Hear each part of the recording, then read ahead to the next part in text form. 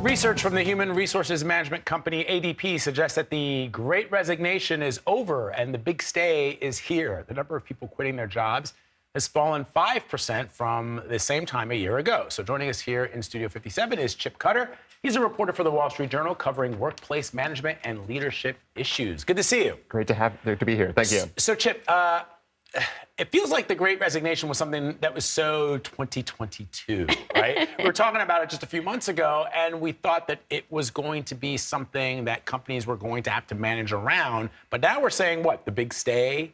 The big stay. People are realizing they got their big pay raises a year ago, and now many of them don't want to leave. They're noticing the layoffs happening in a number of big companies. They're spooked by that, and that's why a number of bosses say retention is now up. People are staying in their jobs. They're not quitting. They're not sort of pulling counter offers and saying, hey, if you don't pay me more, I'm going to go to one of your competitors. Right now, we're seeing job openings fall by significant numbers, and I think a number of workers have realized this, and that's why they're staying put at the moment. So hopefully people are happy where they are, and that's why they're staying put. But there is also this concern about jobs. You know, we're seeing layoffs, and they're kind of often in the tech industry. We're talking about white-collar jobs, and there's this conversation that keeps popping up about whether or not AI is going to sort of put an end to these white-collar jobs. Usually technology, in the past, technology has put it into blue-collar jobs, right? We've had like sort of factories change over it, but this is the first time that white-collar jobs, there's a concern.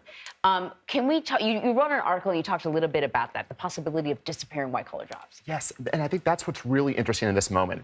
In the past, we've seen automation come for the factory workers, or there's been a lot of concern that the fast food workers could be affected by automation.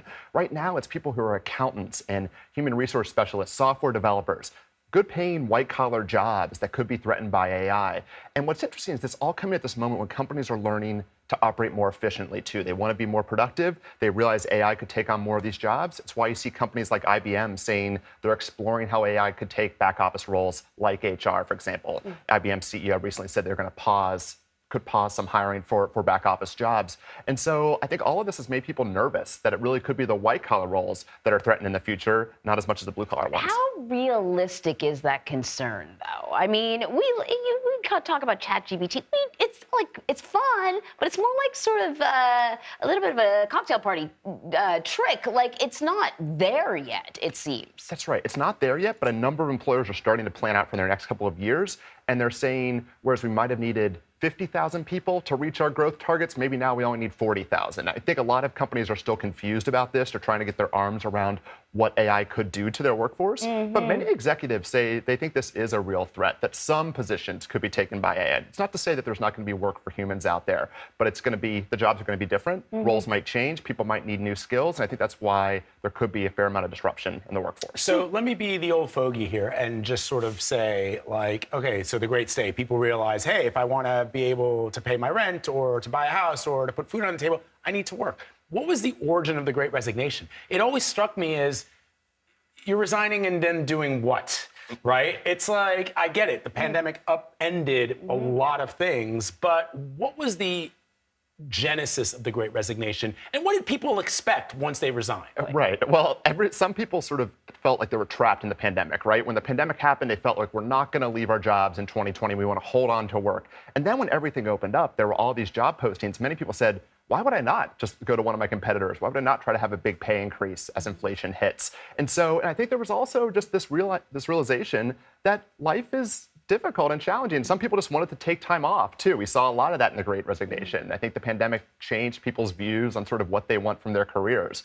So all of that combined led to a lot of turnover at work at once. And it was really a workers' job market, right? Bosses realized they lost some power in all of this. They had to sort of meet employees' demands. Now we're starting to see that shift again, too. We're seeing bosses able to tell people, you need to be back at work 4 or 5 days in the office. They don't feel as sort of willing to kind of meet what people's demands and give them what they're asking for. So all of that's starting to shift again. CEOs, I think, are quietly happy about this. Probably not great news for workers. But it's so interesting because without any knowledge in the way that you do about how the economics of this would have worked, it just struck me as this was a temporary thing. That, you know, at the end of the day, you know, when the job market, when things get back to normal, then that means a lot of things get back to normal. I mean, we were just talking about it earlier today about how difficult it is at any organization to find people who do certain things that you didn't need to worry about before the pandemic. You knew, hey, if I need, this is random, but if I need to, refill the copier with paper, there is somebody who I could talk to about that, right? Now it's in the ether. That's right. And these are skilled roles, right? We've seen this all over the place. People who know how to sort of fix machines, like a copier. People who are plumbers, who can sort of help build all these new homes. Those are the jobs that are still lacking right now. There's still great demand for people with skills who can do things. Yeah. And so, yeah, and that's, I think, led to sort of a lot of volatility. Restaurants, for example, are still understaffed in a lot of places. It's still, the labor market is tight right now, but there's still a lot of sort of change there. And I think many companies think that there could be more, too, if AI starts to change what's happening in the white-collar world. All right, Chip Cutter, to the next the next hashtag trend. job trend. Yeah, we'll call we you. love having you here. Thank you very much. Thanks for having me. Thanks, Chip.